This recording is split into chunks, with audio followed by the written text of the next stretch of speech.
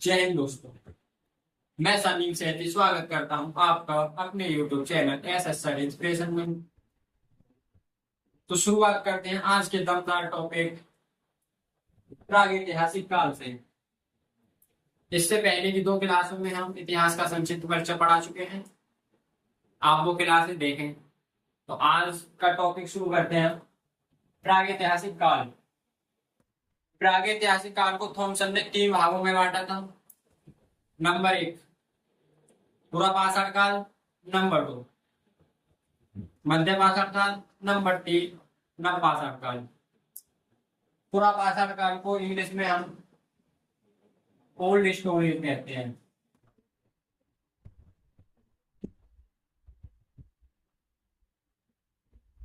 मध्य पाषाण काल को इंग्लिश में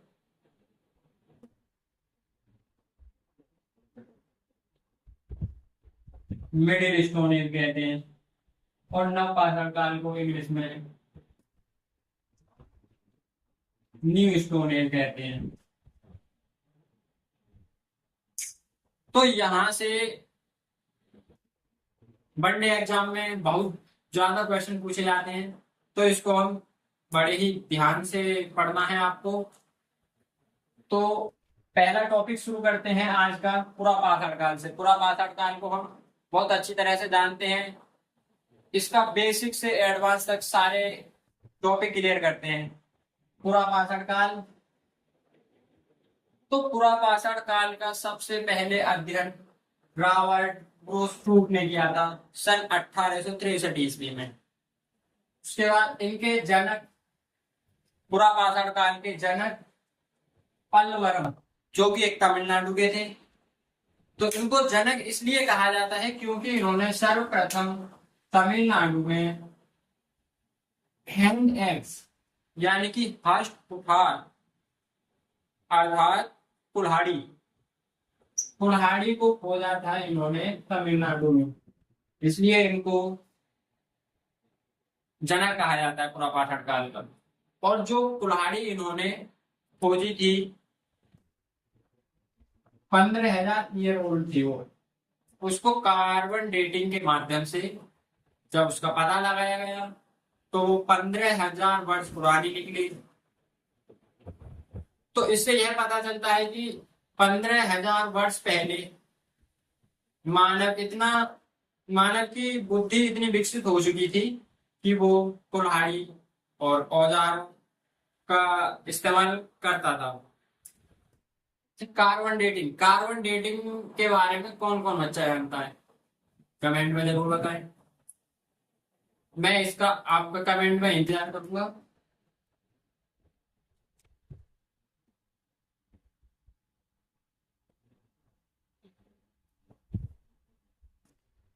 पूरा पाषाण काल में पत्थरों का प्रयोग होता था, ज्यादातर पत्थरों का प्रयोग होता था। उसमें पेबल उपकरणों का उपयोग होता था। पेबल उपकरण यानी कि पत्थर के छोटे छोटे गोल नुकीले टुकड़े होते हैं, उनको हम पेबल उपकरण कहते हैं। और पेबल उपकरण का उपयोग करते थे। शिकार का अल्प ज्ञान था। पूरा पाषाण काल में शिकार का अल्प ज्ञान था, यानी कि बहुत ही कम ज्ञान था। ना ही उनको कोई तरीका पता था, बस तुक्के से जैसे मर गया जानवर मर गया, और वो कच्चा मांस खाते थे।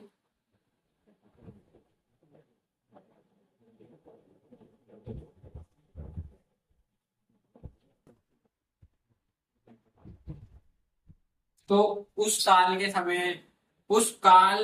के जो आदि मानव या मानव व्यक्ति जो भी थे, वो कच्चा मांस खाते थे।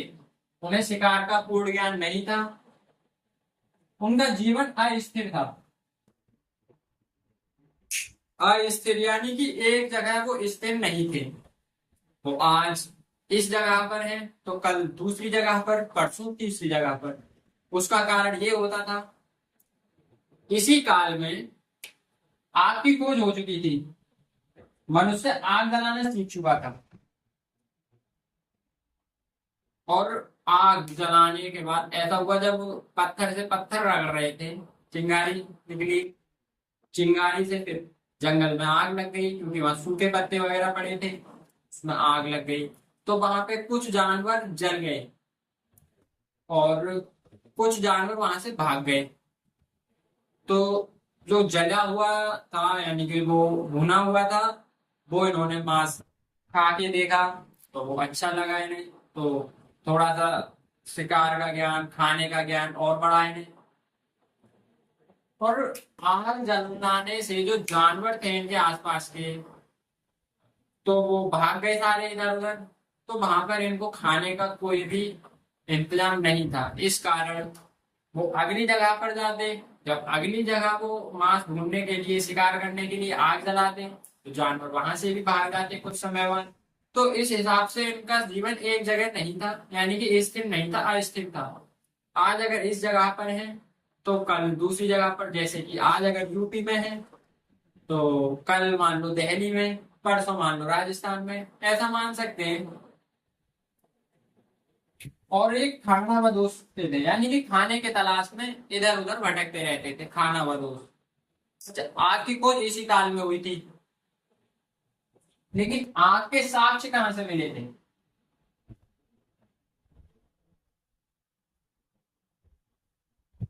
आग के साक्ष्य हमें मिलते हैं चाओसू जोजियन गुफा। ये गुफा है एक, जो कि चीन में है। यह चीन की गुफा है चाओसू भोजियन, जहां से हमें आग के साक्ष्य मिलते हैं सबसे पहले।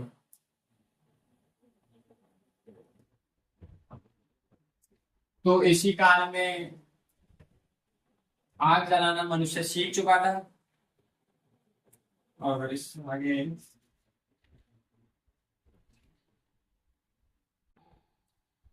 पुरापाषाण काल में चित्रकारी की शुरुआत की गई। और चित्रकारी के प्राचीनतम साक्ष्य मिलते हैं भीमबेटका की गुफाओं से। भीमबेटका की गुफाओं की खोज की भी BS बाकरकर ने सन 1957-58 में।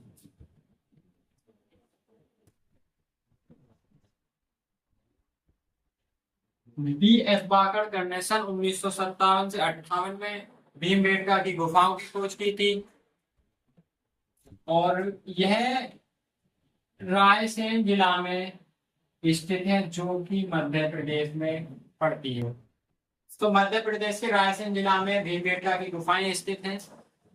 तो इस पर चित्रकारी के प्राचीनतम साक्ष्य मिलते हैं। तो उस समय तो चित्रकारी की कोई मतलब उनमें कोई जानकारी ही नहीं थी, तो फिर उन्होंने चित्रकारी करी कैसे? ये भी सवाल थोड़ा दिमाग में चलना चाहिए आपके।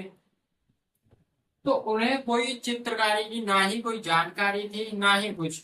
वो तो हमने अब देखा है, तो हमें देखने के बाद तब लगा है उनको कि हाँ ये चित्रकारी थी, लेकिन उन्हें उस चीज का कोई ज्ञान नहीं था।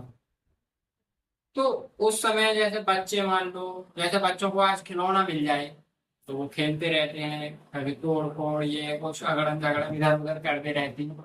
तो उस समय जैसे कि बच्चों को मान लो, या जो बड़े थे उनको मान लो, उनके हाथ में पत्थर मिल गया, तो उन्हें ये समझ लो जैसे कि खिलौना मिल गया। तो ये कुछ ना तो वो तोड़ फोड़ गुफाओं पर करते रहते थे। तो उससे थोड़ा चित्र टाइप में बन गए वो।